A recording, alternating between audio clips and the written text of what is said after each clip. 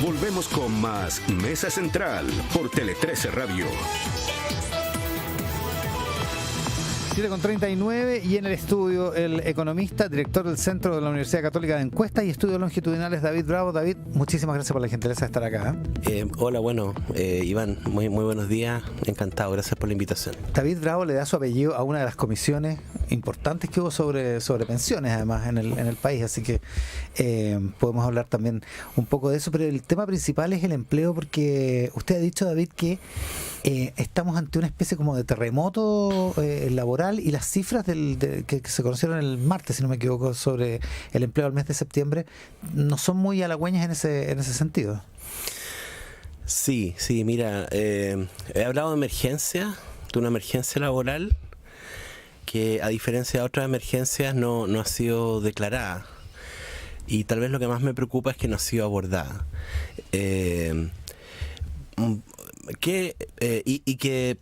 Así tal como ha ocurrido a lo largo de toda la pandemia, ha quedado... ¿Por qué esto de no declararla, cierto? Es básicamente porque hemos estado acostumbrados por largo tiempo, con buenas razones históricas, a que todos miramos la tasa de desocupación. Pero la tasa de desocupación... Que el número que entrega el INE como el otro día, digamos, claro, ¿no? Y efectivamente uno mira el informe del INE, y el INE está muy concentrado en hacer los seguimientos mes a mes, cada 12 meses, etcétera, de la tasa de desocupación. Es toda la tasa de desocupación. Pero lamentablemente eso, desde el inicio de la pandemia, ha llevado a distorsionar el diagnóstico. La crisis que tuvimos en Chile con la pandemia, ¿cierto?, donde perdimos 2 millones de empleos, fue la crisis más grande de la que tengamos registro en el mercado laboral. Tal vez, Iván, tú te acuerdas de la crisis grande que tuvimos en Chile en el 82, 83, claro, ¿cierto?, que fue la más grande desde la depresión del 29. Esa crisis de empleo, puesto en términos de la población de hoy día, habría equivalido a tener una pérdida de empleos de 1 millón de personas, 1.100.000 personas, versus los 2 millones, ¿cierto?, que tuvimos en el momento más álgido de la pandemia, ¿cierto? Entonces, la crisis que tuvimos fue enorme, pero nadie ha dicho que salimos de esa crisis. Ese es básicamente el tema. Por supuesto que estamos mejor que hacia fines del 2020, claro, el 2021, es evidente. Pero la recuperación en la que estábamos, que ha sido de alguna manera, como no ha sido algo continuo, sino que ha sido por ciertos tramos, se estancó a partir del 2022.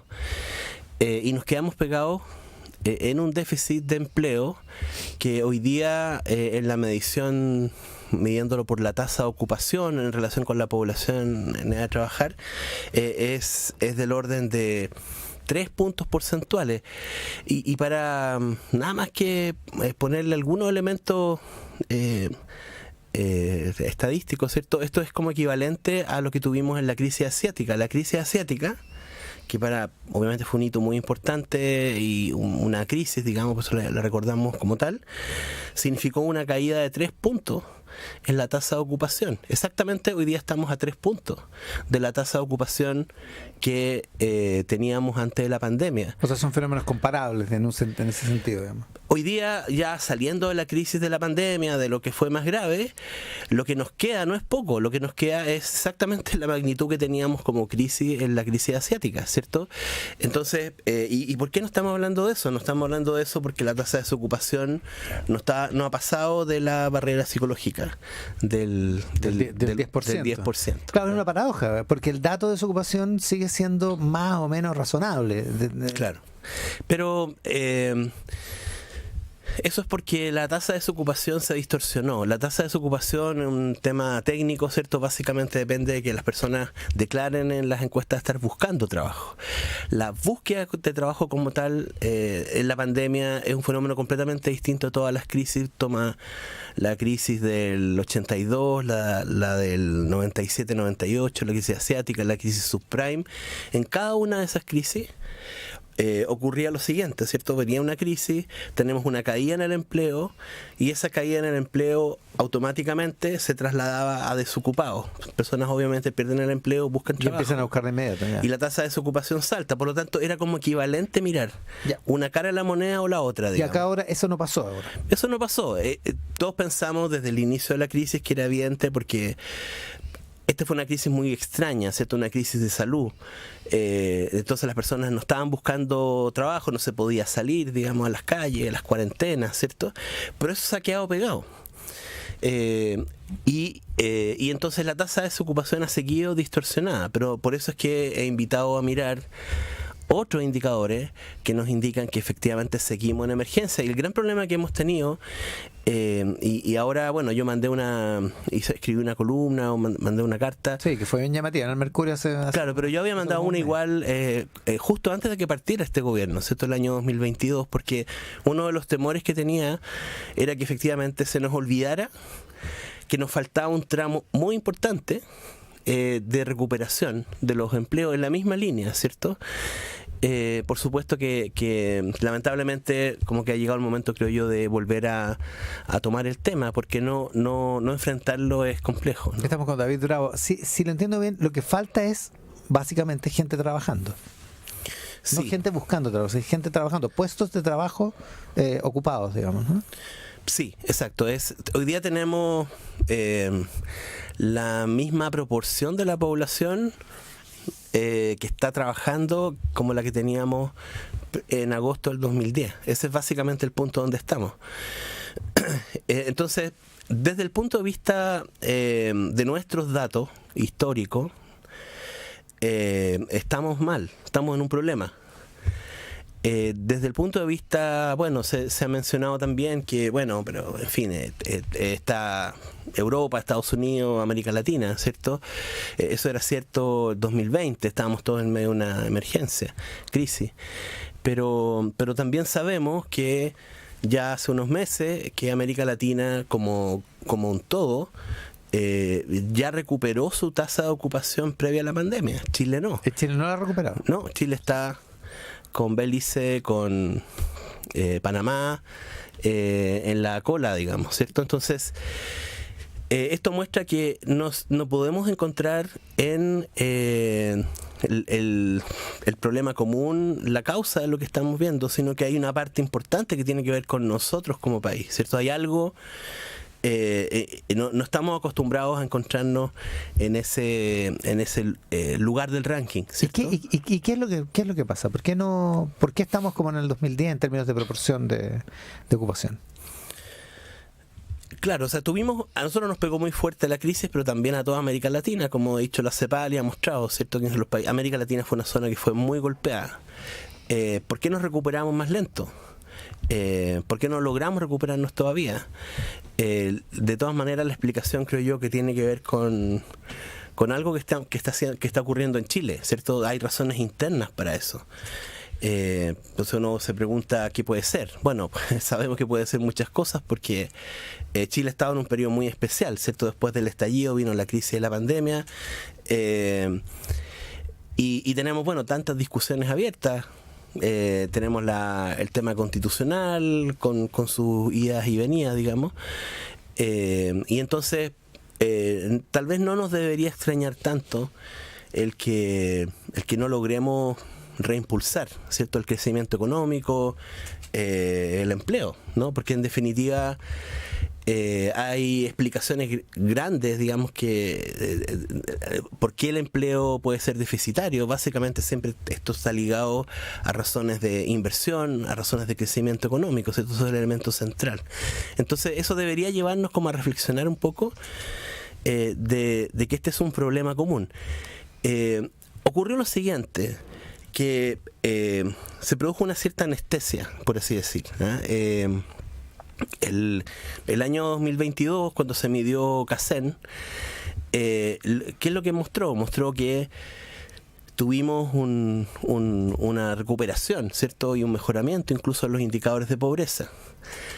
Pero ahí hay que tener en cuenta lo siguiente, que los niveles de subsidios fiscales per cápita, no en 2020, a fines del 2022, tal como los midió CACEN, estaban en niveles muy altos, estaban en los niveles tal como estuvieron en el momento peor de la pandemia, digamos, ¿cierto? Hacia fines del 2020.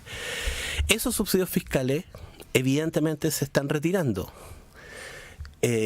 y eso de alguna manera, para la próxima foto que nos saquemos de pobreza, evidentemente que va a tener un efecto, ¿cierto? Porque ahí es donde entran los ingresos autónomos, los ingresos que por sí mismos las personas se pueden proveer, el empleo, que en definitiva es lo más relevante, ¿no? Entonces va a aumentar la pobreza en la próxima casa. En este minuto, si estuviéramos midiéndola, definitivamente eso es lo que ocurriría, porque tenemos subsidios fiscales que han ido a la baja, porque se ha tenido que hacer el ajuste. Empleos que no están. Y entonces empieza a quedar transparente que tenemos menos capacidad de empleo, y esos empleos son menos ingresos en los hogares, ¿cierto?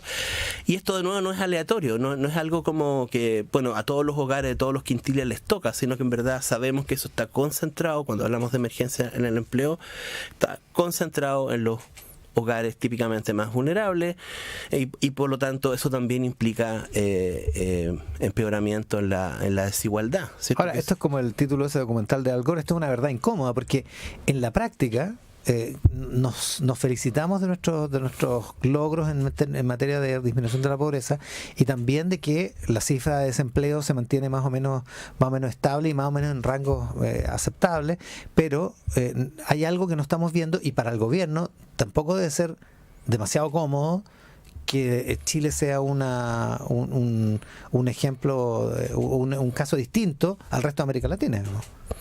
Bueno, políticamente tiene una... Sería útil que el gobierno se refiriera a este tema, yo creo, a esta altura, porque creo que es importante. O sea, no en general los gobiernos no les gusta obviamente agrandar las crisis, ni tampoco, ¿cierto?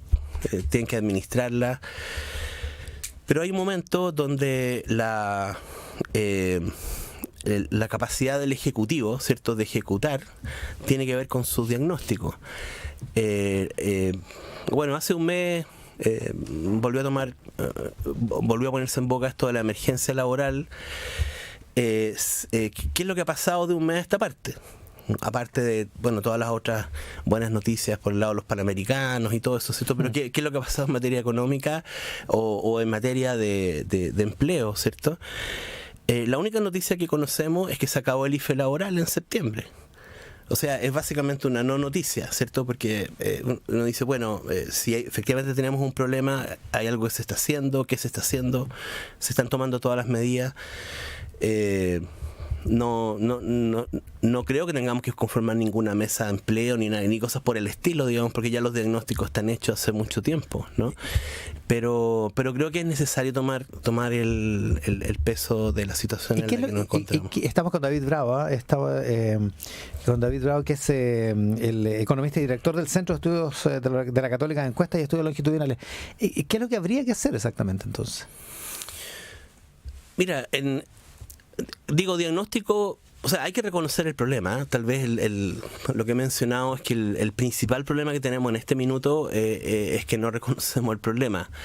Y estamos en medio de una discusión además en el Congreso presupuestaria. Entonces este es un tema que no es solamente del Poder Ejecutivo, creo que también es del Poder Legislativo.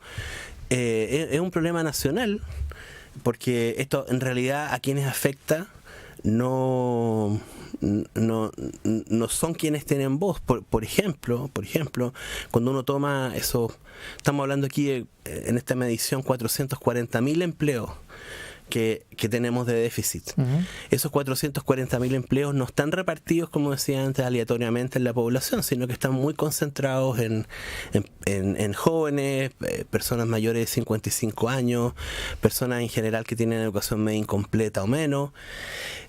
Pero también, incluso regionalmente, Iván, el problema es muy serio en la región de O'Higgins, en la región del Maule, en el sur, en el Biobío, la Araucanía, los lagos, etcétera. O sea, la región metropolitana, el déficit de empleos porcentualmente es menor. Entonces, se dan todas las condiciones como para que se pueda mirar hacia adelante, tal vez, ¿cierto? O sea, como que no estemos discutiendo del asunto.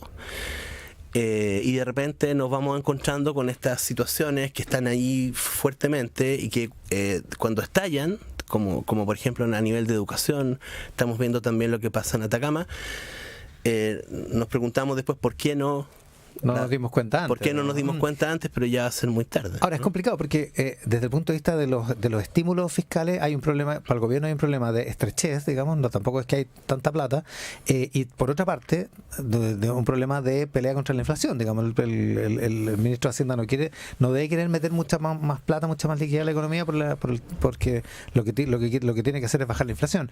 El punto, que es la responsabilidad del Banco Central, digamos, pero el punto es ¿qué herramientas están a la mano como para un abordaje rápido de una situación como esta? Porque 440.000 empleos es mucho en la economía chilena. Y es algo que no se recupera en un año ni en 2 años, lamentablemente. No, en un periodo largo.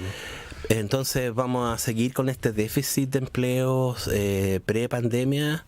El único país del mundo que va a seguir en esto el próximo año, ¿cierto? Porque las perspectivas de crecimiento para el 2024 no son espectaculares, digamos, ¿cierto? Por lo tanto vamos a tener un crecimiento del empleo que va a ser moderado, mientras va creciendo la población también en edad de trabajar. Bueno, hay que priorizar, ¿cierto? En ciertos momentos donde se encuentra esta situación hay que priorizar, y ese es el tema de que si no mencionamos que estamos en una emergencia laboral, me da la impresión de que este tema no se va a priorizar dentro de los muchos temas que hay, dentro de la agenda que está cargadísima. Entonces, ese es el primer elemento. Y el segundo elemento es, a partir de las herramientas que tenemos y que ya algunas han funcionado, otras, se puede ahí concentrar también los recursos, hay que focalizar, ¿cierto? No son ayudas generales ni ayudas genéricas, sino que son elementos bien puntuales. Entonces, creo que eso en parte es lo que hay que hacer, pero hay que ejecutar. Creo yo que esto más bien requiere ejecución. ¿Cómo se relaciona este déficit de empleos con la informalidad laboral que tenemos, que bordea el 26-27%, ¿no?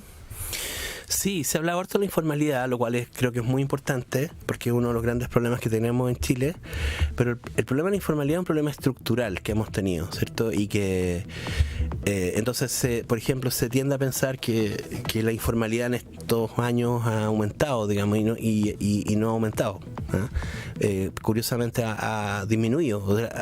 La informalidad laboral, digamos, era del medio, tal como lo mide el INE, era cerca de 29% ante la pandemia, hoy es menos de 27%, ¿cierto? Claro. ¿Y qué es lo que ocurre? Que es harto igual, digamos, ¿no? Por supuesto, estructuralmente. Lo que va a ocurrir en los meses que vienen, mientras se siga recuperando el empleo, esperemos, a lo más rápido posible, es que incluso la tasa de informalidad va a subir. Entonces vamos a tener que acostumbrarnos a ver más informalidad, porque son esos los empleos que en buena parte cayeron más y se resacaron más. Ese tema hay que abordarlo de todas maneras, está dentro de los temas centrales, pero tenemos que hacer algo de primer orden, digamos, ¿cierto? Para poder disminuirlo, para que haya más formalidad en el mercado laboral, eso es fundamental.